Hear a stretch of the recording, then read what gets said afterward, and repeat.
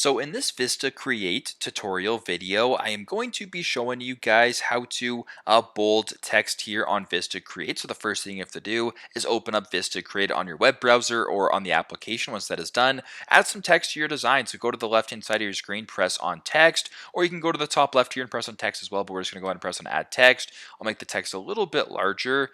And how about I type in the word bold? There you go, beautiful. Now if you wanted to bold the text, make sure that the font first off is not bolded automatically. So if you were to go to the font here in the top left, certain fonts are bolded. For example, this one is where other fonts aren't, which is the current font that I'm on. If you wanted to bold it, it's fairly straightforward. Press on the text right here, open up this top bar to where this B button is or the bold button, and press on bold right there. And as you can tell, it bolded. If you want to unbold it, do the exact same thing and it unbolds. So super straightforward, super simple, but this is how to bold text here on VistaCreate.